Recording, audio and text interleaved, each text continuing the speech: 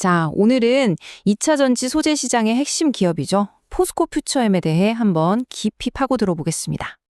아마 2차 전지 쪽에 투자하고 계신 분들이라면 다들 궁금해하실 거예요. 과연 이 힘든 시기가 지나고 반등은 어디서부터 시작될까? 바로 이 질문에 대한 답을 찾아보겠습니다. 그래서 오늘 이런 순서로 한번 살펴볼 겁니다. 먼저 지금 시장 상황이 어떤지 짚어보고요.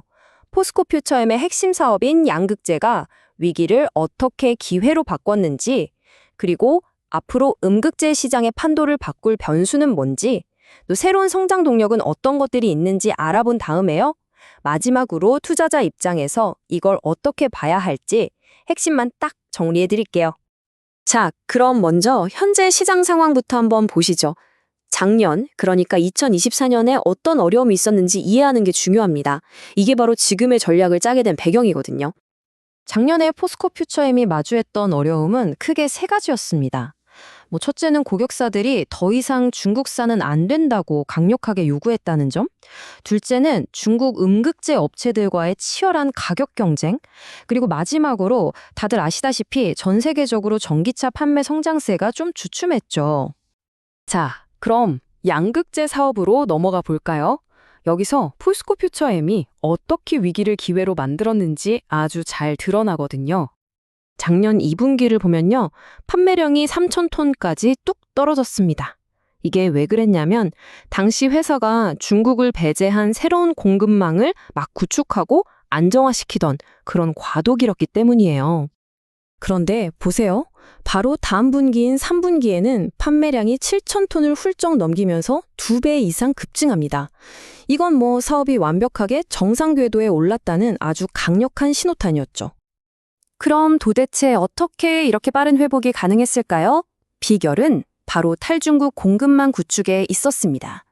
호주 필바라 미네랄스에서 리튬을 안정적으로 확보하고 또 양극재의 핵심 원료인 전구체를 자체 생산하는 광양 공장을 본격적으로 가동시킨 거죠. 이걸로 고객사들이 그토록 원하던 믿을 수 있는 비중국 공급망을 딱 만들어낸 겁니다. 이제 음극재 얘기를 좀 해볼게요. 이 음극재 사업이야말로 외부 변수 하나가 시장의 판을 완전히 뒤집어버릴 그런 잠재력을 가진 분야입니다. 이 표를 보시면 바로 이해가 되실 겁니다. 관세가 붙기 전에는 포스코 퓨처엠 제품이 중국산보다 비쌌어요. 그런데 미국이 중국산 음극재에 높은 관세를 매기게 되면 어떻게 될까요? 네, 상황이 180도 바뀌는 겁니다. 포스코 퓨처엠이 오히려 확실한 가격 경쟁력을 갖게 되는 거죠. 심지어 이 관세가 누적으로 최대 150%까지 올라갈 수 있다는 전망도 나옵니다. 이렇게 되면 중국산 음극재 가격은 킬로그램당 9달러를 훌쩍 넘길 수도 있다는 계산이 나와요. 자, 이게 뭘 의미할까요? 바로 포스코 퓨처엠이 북미에 있는 거의 모든 배터리 메이커들에게 없어서는 안 될 두 번째 공급사, 즉 세컨드 벤더가 될 결정적인 기회를 잡게 된다는 뜻입니다. 중국산을 대체할 가장 확실한 대안이 되는 거죠. 물론 기존 사업만 잘하는 데서 그치지 않습니다. 포스코 퓨처엠은 미래를 위해서 세 개의 새로운 성장 기둥을 아주 착실하게 쌓아 올리고 있어요. 이 다각화가 왜 중요한지는 배터리 원가 구조를 보면 명확해집니다. 양극재가 40%, 음극재가 10%. 이 파이에서 더 많은 조각을 가져올수록 당연히 전략적으로 유리해지겠죠. 그래서 포스코 퓨처엠이 집중하는 미래 성장의 3대 축은 바로 이겁니다. 첫째, 데이터 센터용 ESS. 둘째, LFP 양극재 시장 진출. 그리고 마지막으로 차세대 기술인 LML 배터리 개발입니다. 첫 번째 성장 동력은 바로 데이터 센터용 ESS입니다. 요즘 AI 때문에 데이터 센터가 엄청나게 늘고 있잖아요. 여기에 전력 공급이 끊기면 안 되니까 무정전 전원 장치, 즉 UPS가 필수거든요. 바로 이 UPS 시장을 공략하겠다는 겁니다. 두 번째는 LFP 양극재 시장 진출입니다. 앞으로 미국이 중국산 소재 규제를 점점 더 강화할 텐데 그렇게 되면 탈중국 LFP 양극재에 대한 수요가 엄청나게 커질 수밖에 없겠죠. 2030년까지 한국에서만 10만 톤 규모의 시장이 열릴 수 있다는 전망도 나옵니다.